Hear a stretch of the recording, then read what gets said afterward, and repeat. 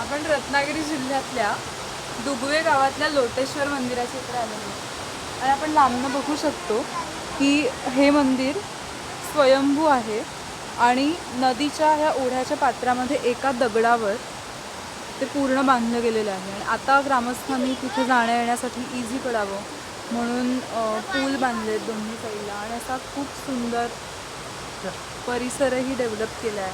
खूप वेगवेगळ्या प्रकारचे फुलझाडं लावली आहेत त्यामुळे हे खूपच परिसर सुशोभित झाला आहे, एकदम स्वच्छ आहे आणि इकडे आल्यानंतर खूप प्रसन्न वाटतं आहे. तर आता आपण त्या मंदिरापर्यंत जाऊया. असा हा छोटासा पूल बांधला आहे त्या मंदिराच्या इथे जाण्यासाठी आणि इतकं सुंदर दगडी मंदिर बांधलं गेलं आहे.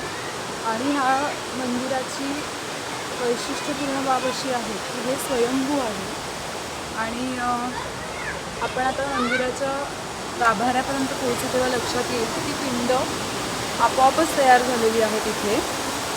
आणि आपण बघू शकता की ही पिंडाच्या आकाराचा दगड हा आहे आपला लोटेश्वर आणि तिथे आता एक नागाची मूर्ती आणि अभिषेक पात्र आहे आणि खाली सुंदर असा ओढा आहे आणि इतकं नयनरम्य वातावरण आहे इकडे की मोहून टाकते ते मनाला. आपण सगळीकडे बघू शकतो चौफेर पाणी आहे, अगदी खूप आतपर्यंत. आपण झूम करून बघूया आता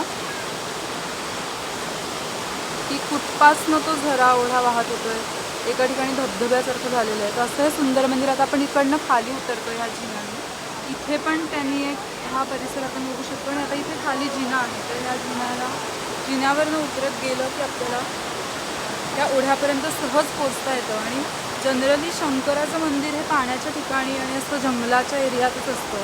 अतिशय सुंदर असं मंदिर आपल्याला इथे दिसतंय आणि आता आपण खालून त्या मंदिराचा व्ह्यू घेणार आहोत. खालून ते कसं दिसतंय तर बघूया आता.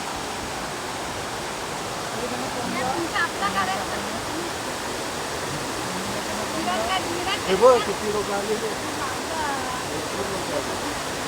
झालं